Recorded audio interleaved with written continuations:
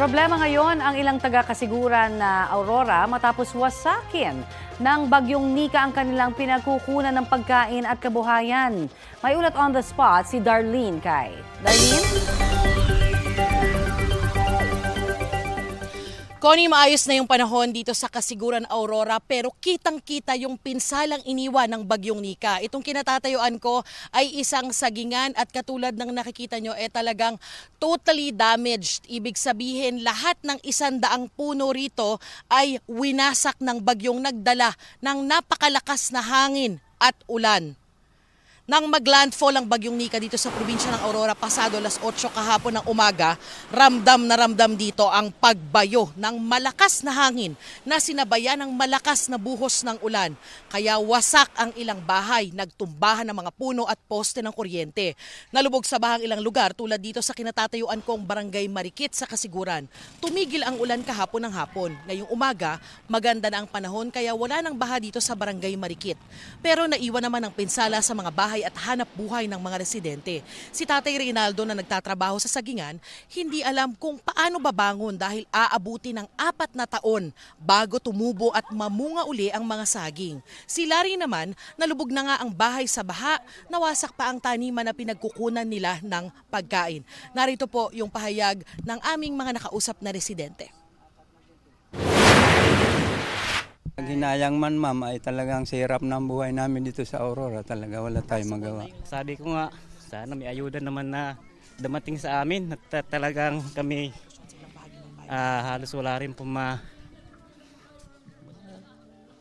sasabihin ko na totoo, talaga wala nang makain. Okay.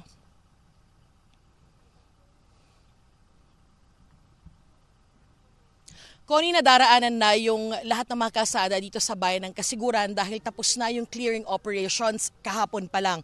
Pero wala pa rin kuryente dito at pahirapan pa rin yung linya ng komunikasyon sa ibang lugar. Samantala, ang kahit papaano ay magandang balita naman sa buong probinsya po ng Aurora at dito rin sa Kasiguran ay walang naitalang casualty, walang nasaktan, walang namatay at walang naiulat na nawawala. Connie. Pero yung nabanggit mo nga, hindi pa ayos yung linya ng komunikasyon, pati na rin ng supply ng kuryente. Meron bang abiso kung more or less within this week ay maibabalik ang mga yan?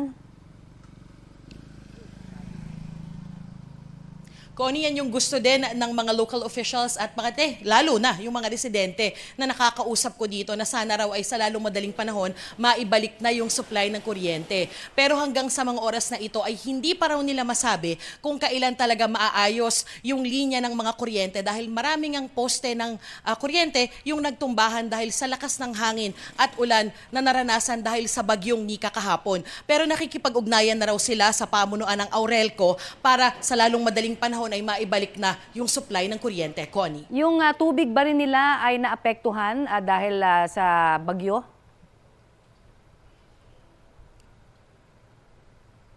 Connie, kahit papaano naman yung maraming mga bahay, maraming mga residente rather dito ay may supply naman ng tubig. Yung talagang kuryente lang yung kanilang problema at pati na rin yung linya ng komunikasyon o signal sa ibang lugar dito.